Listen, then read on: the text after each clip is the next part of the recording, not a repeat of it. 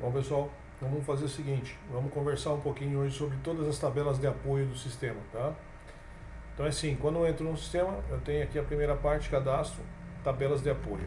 Vamos falar de algumas dessas tabelas que são que estão aqui disponíveis para poder fazer a amarração da parte de movimentação do software, né? Então, vamos começar aqui pela tabela de forma de pagamento. Então, forma de pagamento, a gente vai criar aqui uma condição. Vamos pegar uma condição existente dinheiro para explicar como funciona. Então, código, dinheiro, número de dias para pagamento. Quando eu faturar um produto na condição dinheiro, quantos dias após o faturamento eu vou gerar o título?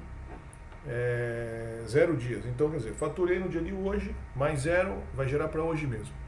Essa operação está vinculada a terceiros, né? Se estiver vinculada, eu vou informar que sim aqui. Depois, na sequência, eu vou explicar o porquê dessa situação.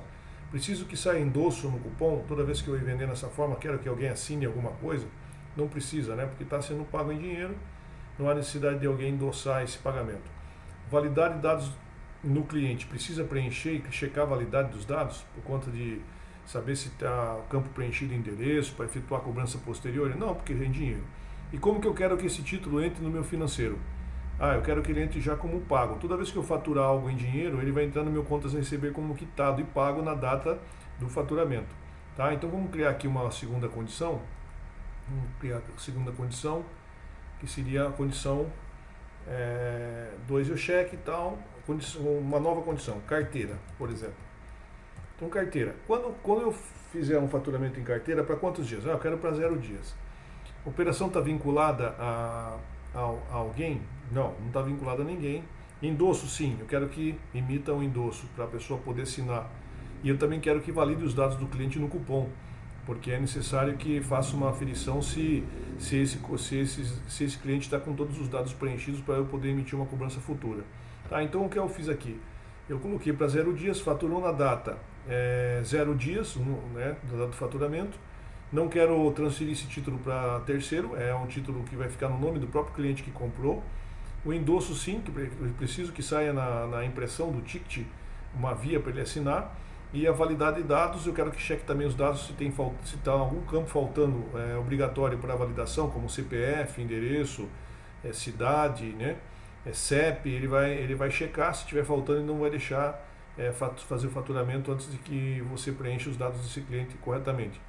E os títulos, o status, eu quero que entre em aberto, porque é uma venda em carteira, ele vai ficar pendente no sistema para pagamento. Então no meu contas a receber, o título vai ficar em aberto. Tá? Confirmei o faturamento. Então eu criei a condição carteira. Vamos mexer aqui nessa condição débito, né? Já tem uma condição 3 aqui, débito. Então eu vou falar que a condição débito, eu quero que um dia, tá? Tipo, um dia, 24 horas vai cair na minha conta, né? Operação de cartão, sim. Então eu quero vincular isso aqui. Quem que é esse cliente 9 que está vinculado aqui, ó? Vou vincular um cliente aqui, cartão de Master, por exemplo, débito. 53. Então o que vai acontecer? Quando eu passar um título lá, na forma condição cartão débito, ele vai pegar o dia do faturamento mais um, vai jogar no meu contas a receber um título para o cliente 53, no caso Master débito. Ele vai gerar um título para esse cliente.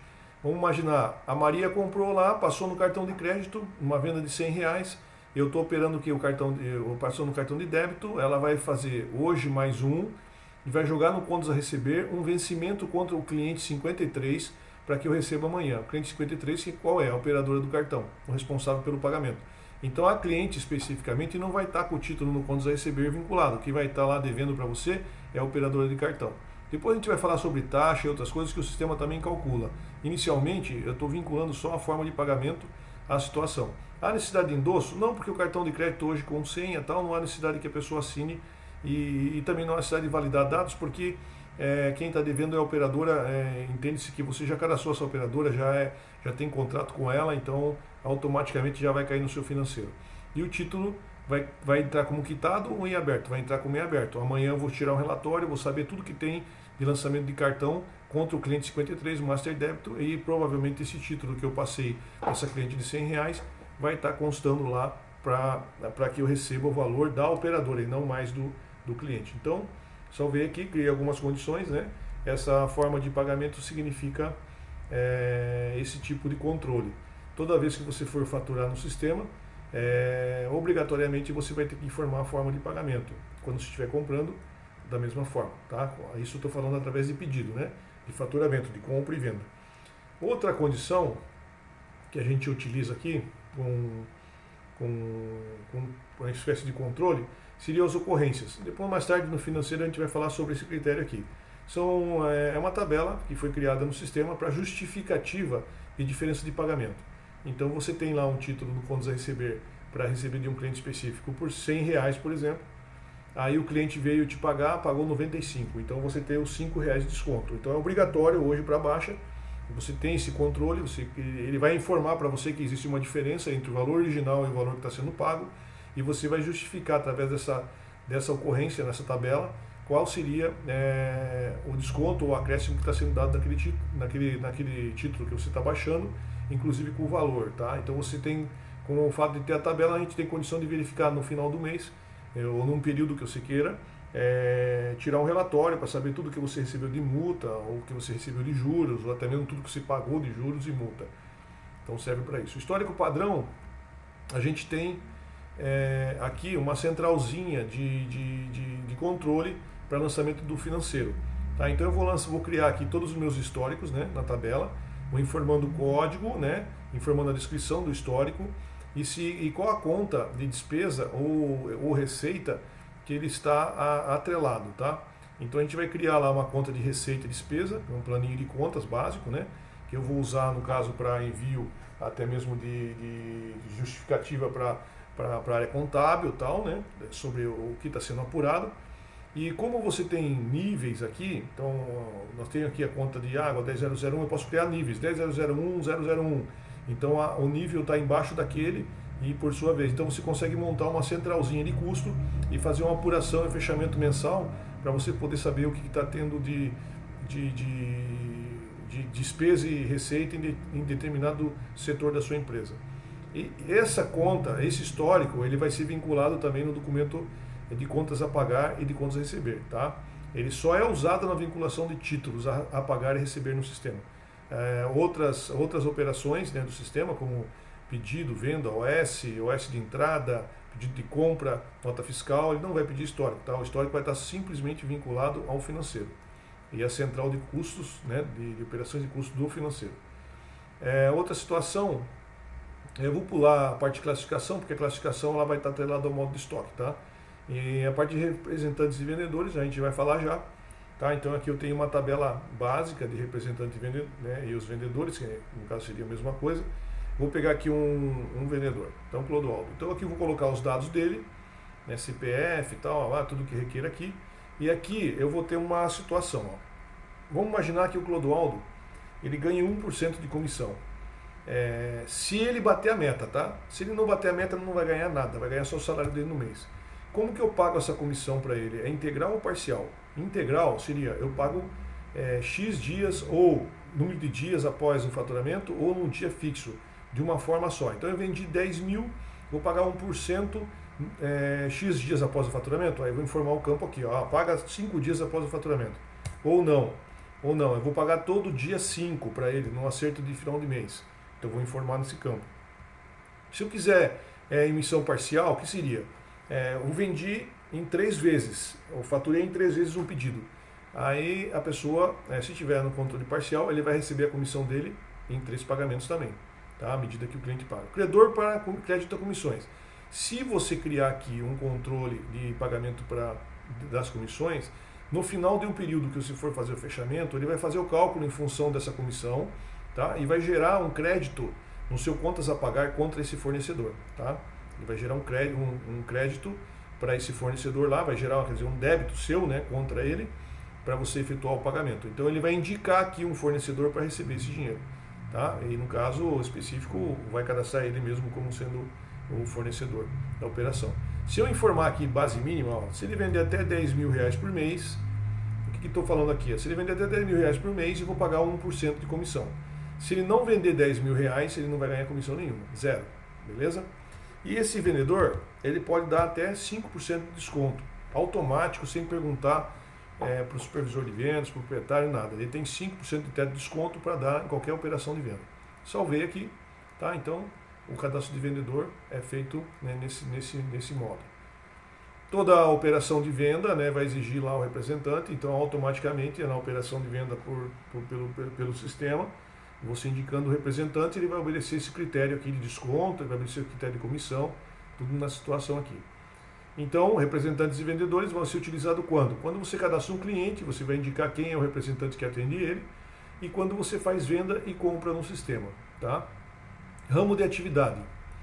Ramo de atividade serve para acompanhar, no caso aqui, os clientes, tá? Quando você vai fazer o cadastro de cliente, a gente exige que você informe se esse cliente é um consumidor comum, se você vai atrelar ele a determinado ramo de atividade, se é supermercado, panificadora, depende do segmento que você trabalha, se for uma distribuidora, se você quiser apurar isso de uma forma melhor depois, separar seus clientes por segmento, você pode criar essa tabela e vincular ao cadastro do cliente. Caso contrário, você vai deixar uma situação criada aqui, consumidor, e vai atrelar todo o seu cliente a esse consumidor normal aqui, sem precisar fazer manutenção dessa tabela, e também não vai conseguir colher os resultados, vai sair todos os clientes vão sair numa categoria só. Outra coisa que a gente tem aqui, tabela de natureza de operação, bobagem falar, né? A gente manda aqui uma tabela mais ou menos criada já, isso é meio que obrigatório hoje para quem for rodar emissão de nota fiscal eletrônica, né? E até mesmo para quem for fazer a apuração de SPED. A gente tem aqui um vínculo que a gente criou aqui, por exemplo, pegar aqui uma condição de venda, né? Vamos pegar aqui uma condição de venda aqui padrão. Então 1102, compra para comercialização. Essa prioridade aqui, incide sobre o item da nota, significa o seguinte: se você quiser que todos os itens da nota, que compõem a nota que você for emitir, a nota é automaticamente, independente do CFAP que tiver lá, o CFAP 1102, ele vai obedecer, você vai colocar assim, que ele vai pegar e corrigir todos os itens para 1102. Se você quer que se essa operação aqui, vamos supor de venda principalmente, não de compra como eu estou aqui agora, vamos supor 502, né? Eu quero que gere duplicata, né? Eu quero que quando exista uma condição de venda a prazo, dentro do XML seja composto essa informação. Então, por exemplo, eu fiz uma venda 28 dias, faturamento 28 dias em carteira, ou a prazo, né? Tirei um pedido, faturei, emiti a nota fiscal, e quero que no XML conste essa duplicata destacada no XML, para quem receba do outro lado tenha essa informação, e até mesmo no DANF ela seja impressa. Então eu preciso configurar com sim aqui, tá? CST PIS e alíquota, CST COFINS e alíquota. Se eu quero que a CFLP, para todo item dessa nota específica, desse CFLP, exista a condição do PIS, do CST PIS e COFINS padrão, né? Você vai informar aqui. Caso contrário, ele vai pegar o que tiver no cadastro da mercadoria. Quando eu recebo no SPED, importo um XML, recebo essa nota nesse CFLP, qual seria o CFLP correspondente à entrada para processamento do SPED fiscal? Então, toda vez que eu receber uma nota fiscal de um fornecedor que eu comprei com 502, ele vai pegar e automaticamente converter para 1102 no sistema, para que eu possa fazer a parte de SPED fiscal. Se essa mercadoria for para revenda, tá? Se eu for revender a mercadoria que eu estou comprando nesse status 502. Se eu for adotar ela como despesa, eu vou informar aqui embaixo qual seria o CFAP da despesa. Então eu comprei a mercadoria, ela está entrando com... na hora que eu estou importando a nota, eu informei que aquela mercadoria é uma mercadoria de aquisição para consumo, por exemplo, né? Vai entrar no CFAP de entrada de despesa automaticamente. Tá? Então aqui você vai criar os controles para poder vincular o CFAP para emissão de nota e até mesmo para o SPED fiscal, caso o cliente seja obrigado a entregar. No caso da tabela de impostos, você vai atrelar aqui também a categoria que você vai usar, né? Alíquota 12%, ICMS, então você vai criar todas essas tabelas possíveis de imposto aqui, com o seu CST de entrada e saída, e algum termo que você queira justificar de tributação, para que você não tenha que preencher nota a nota quando se for emitir. Então, de acordo com o termo lá que você queira estar se beneficiando por algum motivo, ele vai colocar embaixo, né, na observação das informações complementares, ele já vai justificar lá, sem você precisar colocar. Toda vez que você usar esse imposto, ele já vai automaticamente usar a CST de saída para ele e vai também informar já os termos que precisam constar na nota. Tá?